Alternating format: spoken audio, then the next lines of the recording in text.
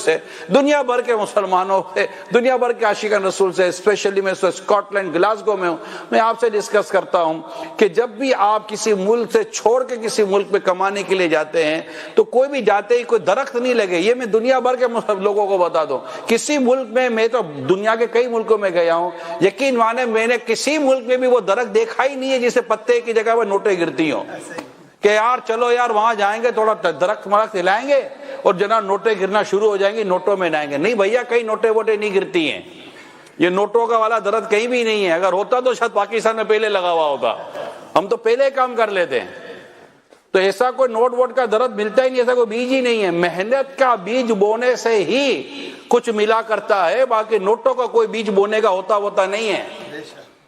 اب آپ دنیا سے نکل کے جب یہاں آتے ہیں، کہیں بھی جاتے ہیں اپنے ملک سے نکل کر، تو کہیں بھی جا کر آپ پوچھیں ان لوگوں سے، اور میں جن سے بات کر رہا ہوں وہ شاید میری بات کو انڈورس کریں گے. 15 20 سال تو صرف اسٹرگل میں گزر جاتے ہیں. اب آدمی آتا ہے یہاں 20-25 سال کی عمر میں، 20-25 سال کی عمر میں آیا، اور وہ بھی خوشحال آدمی تو کم ہی نکلتا ہے. زیادہ تو وہی نکلتے کہ جن کے ویسے ہی وہاں سارے وہ دانے مک گئے ہوتے ہیں، ہوتا کچھ ہے ہی نہیں. حساب کتاب قرضہ مرضہ لے کر نکلتے ہیں دنیا سے باہر یا اپنے ملک سے باہر، اور جہاں پہنچتے ہیں تو پہلے تو وہ قرضہ اتارو، اچھا جہاں پہنچتے ہیں وہاں پر قرضہ چڑھاؤ. جاتے کوئی ایسا نہیں ملتا. بہت کم لوگ ہیں جن کو پروفیشنلزم کے نام پر، ایجوکیشن کے نام پر جاتے ہی کوئی ایسی سیٹ مل جاتی تو اس کے پیچھے بھی ان کی 30-40-50 سال کی محنت ہوتی ہے، تب جا کر کوئی یہ مطلب کہ سیٹ ہولڈر ہوتے ہیں. مگر جنرل ڈسکشن یہ ہے کہ آپ 20-25 سال کی عمر میں کسی ملک میں جاتے ہیں، اس ملک میں جانے کے بعد آپ 15 سے 20 سال اسٹرگل کرتے ہیں. اس 15 سے 20 سال اسٹرگل کے اندر جو گھر کا قرضہ تھا پہلے وہ اتارتے ہیں، پھر جہاں قرضہ چڑھا تھا وہ اتارتے ہیں. یہ سارے قرضے اتارنے کے بعد اب آپ کی عمر ہو گئی 40-45 سال کی. 40-45 سال کی عمر کے بعد کہتے ہیں یار آپ تھوڑا کمانا شروع کیا ہے.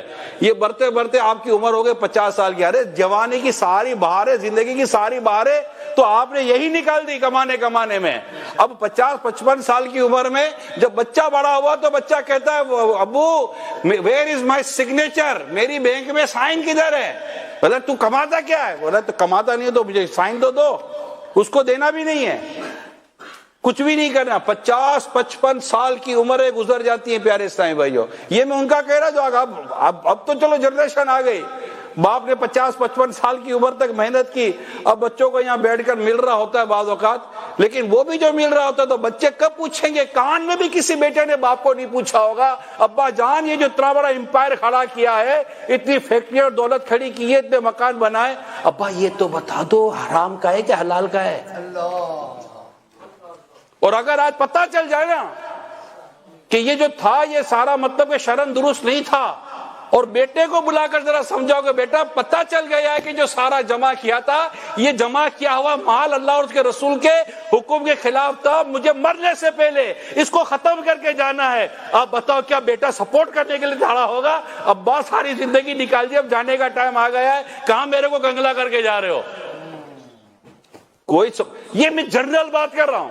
نہیں، کون سپورٹ کرتا ہے؟ بیٹا کھڑا رہے گا، نہیں ابا جان سارا دے دو، کوئی مسئلہ نہیں ہے. یہ تو سیدنا عمر بن عبدالعزیز رضی اللہ تعالیٰ عنہ تھے، ان کا تو تھا ہی سارا حلال اور پاک، پھر بھی خلافت کے آنے کے بعد سارا اپنے مال کا بڑا حصہ بیت المال میں جمع کروا دیا، اور اولاد اور آپ کی فیملی آپ کے ساتھ کھڑی تھی. یہاں کون کسی کے ساتھ کھڑا ہے؟ یہاں تو مطلب اگر باپ ایسا کو ڈیسیجن لے لے تو بیٹا تو کسی کو ڈھونڈے گا، بھائی دعا کرو میرا باپ جلدی دنیا سے چلا جاوے، یہ کچھ فارغ کر کے جائے گا تو میں کہاں جاؤں گا. ہاں ایسے ہوتے بیٹے. میں نے کتاب میں پڑھا ہے کہ ایک گھر کے اندر بیٹھ کر ایک والد اپنے دوست سے ڈسکس کر رہا تھا. کیا ڈسکس کر رہا تھا؟ بس یہاں قریبی ایک جگہ ہے، وہاں جا کر دعائیں مانگی